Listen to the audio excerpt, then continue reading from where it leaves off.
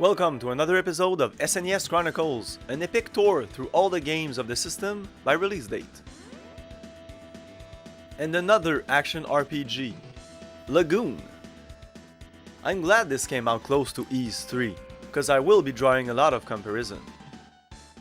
I highly recommend that you check the previous episodes. By the way, these episodes are meant to be viewed in order.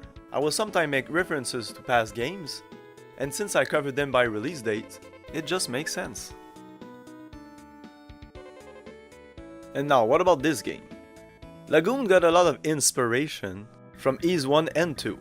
Top-down action RPG, the equipment, even the fighting system was identical. At least on the X68000, a home computer only released in Japan. They made a couple of changes for the Super Nintendo version.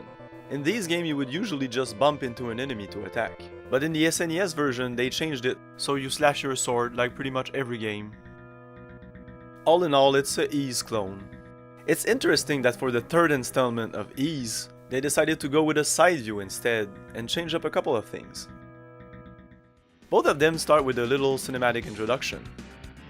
Very quick and throws you right in the game. Speaking of presentation, it's pretty solid. But like Ys, the color seems washed out. Check out ActRaiser for an example of great, vibrant colors. One thing I noticed is when you change equipment, it's reflected on your character. It's not a big deal, but I like these small details. I won't really comment on the music and the sound effect, you can listen for yourself.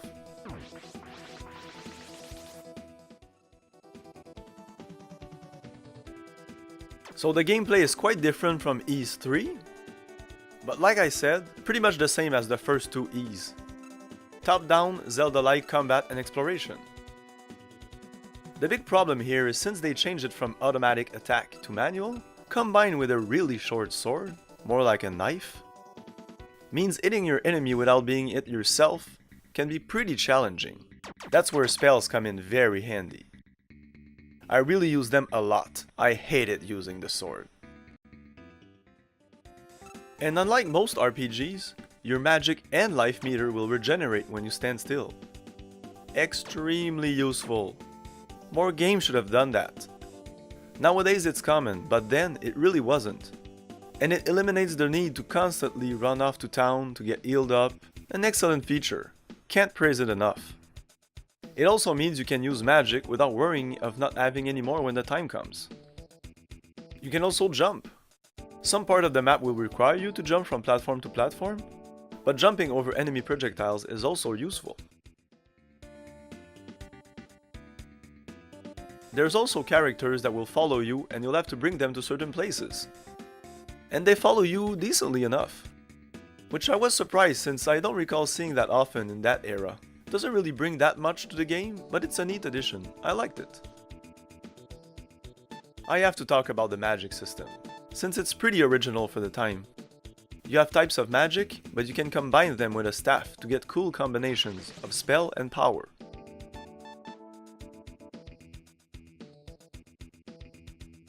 Rings are also a thing in this game, and equipment and items are pretty much the same as Ys 3. You do get a little more choices. It's really just my opinion, but the top-down view is ideal for these sort of games. I find much more strategy is involved in cornering your enemies and avoiding them and their projectiles. The story is simple enough, but I find it still more interesting than Ys 3. The fact that you travel a lot and meet different characters and towns helps to give it a feel of grand adventure. Like Ys, you can save anywhere except at bosses. Combined with the regeneration makes it a pretty easy game. Bosses are the most challenging parts, since you can't use magic or abuse of the regeneration system. Grinding is still a thing, but much less of a hassle than in Ys. I'm pretty surprised that I like this game. I absolutely hated it as a kid.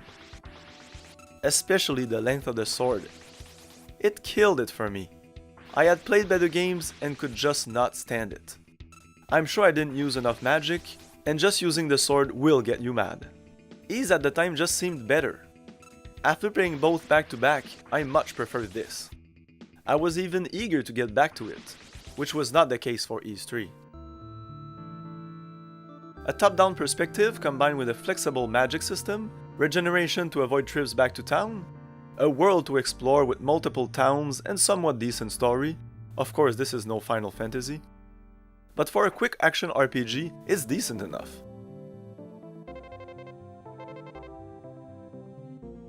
My only big complaint is they should have kept the original fighting system. While less interactive and bumping in enemies can be kinda comical, I would still have preferred it to the feeling of fighting with a butter knife.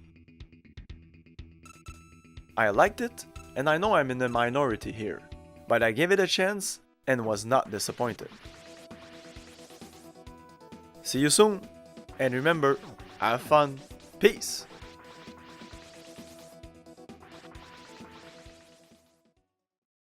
Please leave a like, and show your appreciation even further by sharing or commenting. If you like the content, please subscribe to the channel. Other episodes can be found in the SNES Chronicles playlist. And lots of other interesting retro gaming content is available on the channel. Come check it out. Follow me on Twitter or Facebook for updates. Check the links in the description.